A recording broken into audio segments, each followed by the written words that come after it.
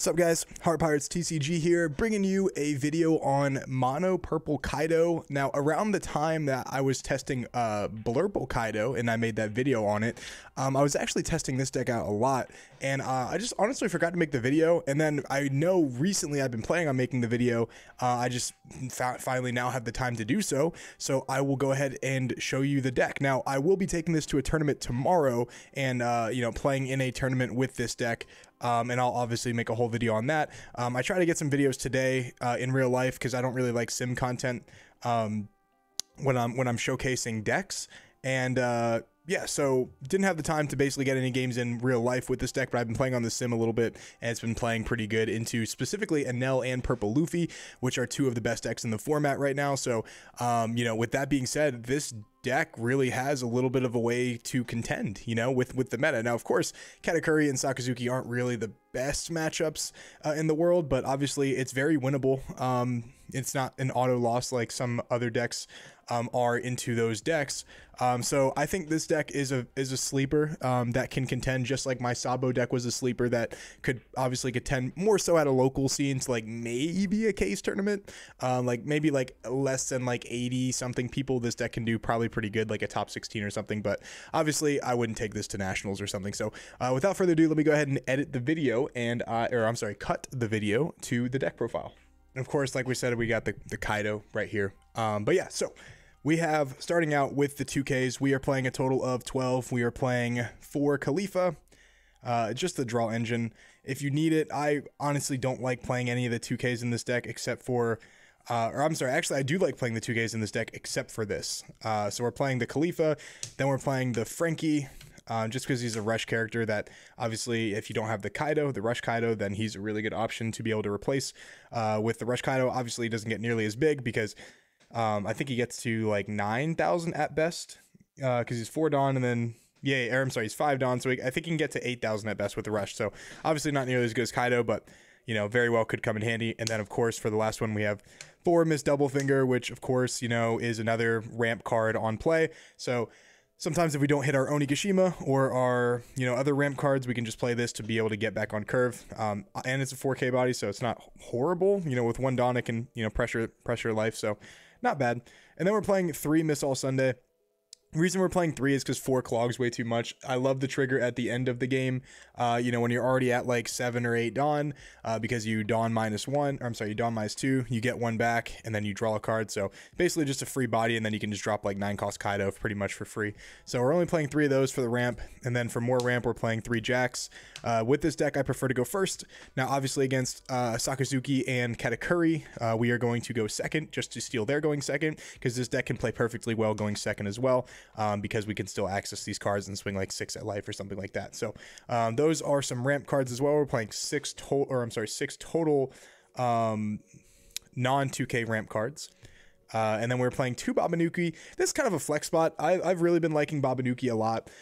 For me personally, like I said, I like to go first. So if I don't find the Onigashima, this is still even depending on what they do, if you don't really feel like you need to ramp right away, you can just drop this Babanuki instead of the Miss All Sunday, and then you can just have a 5/7 body that's just pressuring especially yellow a lot. Yellow is really hard to pressure early on, so if you just drop a 5/7 super early on, then I don't know, it feels really strong, and it's very hard for them to actually kill this. They're pretty much gonna have to Katakuri this away, and if they don't ever attack this is a free 7K just going into their life every single turn, or a Cracker or something like that, Sanji. So I think it's just really strong. It's a flex spot though. If you want to change it to something else, you're more than welcome to. And then we are playing 4 Queens.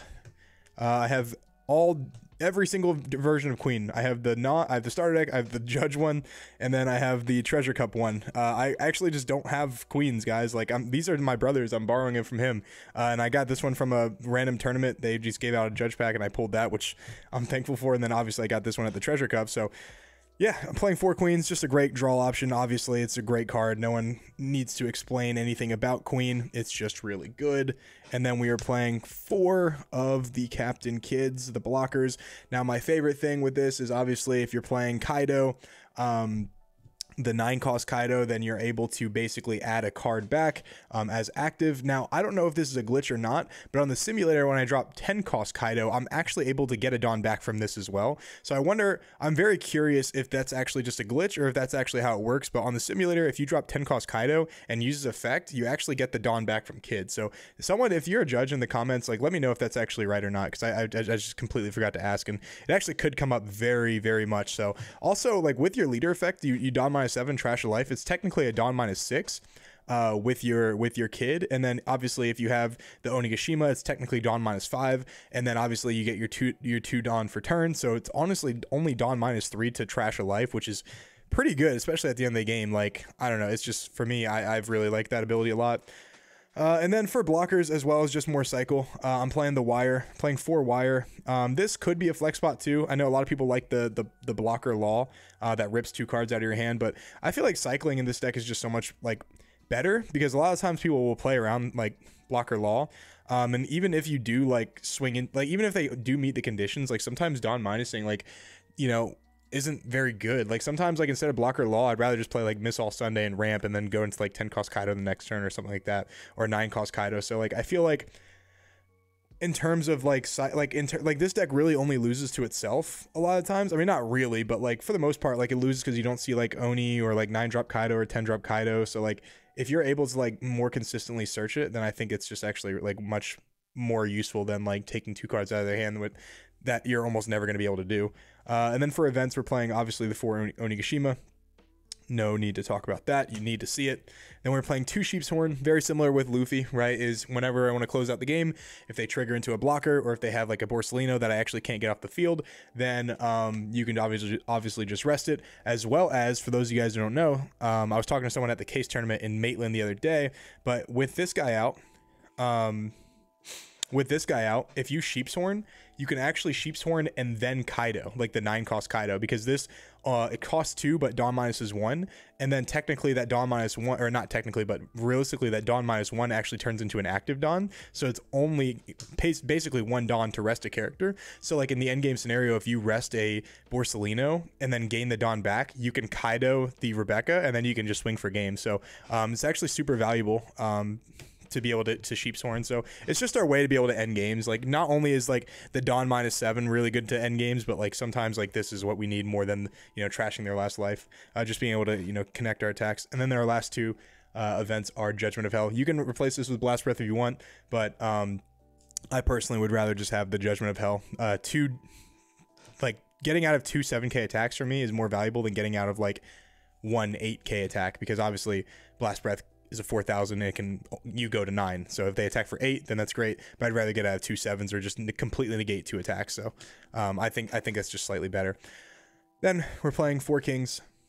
King is just really good. It's our answer for like Sanji and Cracker and Parasparrow and Kuzan and Ohm, Holy. There's just a lot of answers for this, especially if you hit Onigashima on curve. When you're going first, your 3rd turn, you actually have 6 Dawn, so you just Onigashima, or you just King something and then just ramp the Dawn back with Oni. So it's just a free body that kills a 4-cost or less, which is really strong. And then for the final top end, we're playing 3 Kaidos. Still need my other 2 winner Kaidos. I only got 2 right now. And then, I'm sorry, the Rush Kaidos, we're playing 3 of those, and then we're playing 3 of the 10-cost Kaidos. The reason we're not playing that many of them is because it feels like when you see him, like you're gonna see him a lot. Like this deck kind of technically does have a lot of draw power, right? Like it has the wire, it has the Miss All Sunday. Obviously you have like your queens and whatnot too. So like there's tons of, and then obviously like your draw for turn and then your life. So like there's tons of draw power that you have in this game. And for me, not in this game, but with this deck, and it feels like I always see at least like one of these when I really need to. And if you just see like one of these, you just basically just play around playing the card, right? So like if I have this 10-cost Kaido in hand, the 3 turns before I play it, I'm going to play around like maximizing the value of the Kaido. And you know, if things change, then I don't need to drop the Kaido. I can drop the 9-cost Kaido, or I can drop King, and then I can like trash a life or something like that. Like I don't need to, like, just because you have this in hand, sometimes people like are baited into playing it all the time. Sometimes like people will be so scared of 10-cost Kaido that like they won't play into it very heavily, and they'll play even more heavily into like a 9-cost Kaido, and that's like where you'll get most of your value. So guys, this deck, like I said, has been really good into Purple Luffy as well as Enel. because what you do with Enel is, you know, if they have 1 life, you obviously you know attack, let's say with like Kaido or like your leader or something like that, and then you trash 7 Dawn, and then obviously if they take that last life and they use their leader effect to get another one, you trash it, and then you swing for like 12 or 13 or however much Dawn you have left. And then obviously against every other deck, if they have 2 life, they technically have 1 because you put 7 Dawn on like your leader or like some other version of, you know, use 7 Dawn basically to take a life, and then you trash the last one, so they go from 2 to 0, and then you attack for like a 12k or like a 10k or something like that, and usually that's enough to like end the game. If not, like sometimes like people can literally just overextend and you can just drop 10 cost Kaido and you just win the game automatically. So yeah, with that being said, I'm just gonna post the deck profile on this, and then obviously I will post some matches of it on, probably not, because I'm going to locals on Wednesday and today's Tuesday, so I'll probably post that on Thursday, and hopefully you guys like it. Let me know if you guys would like to see it. I mean, if you guys don't want to see it, I don't have to post it, but I thought it would be some good content. But yeah, see you guys on my next video. Peace.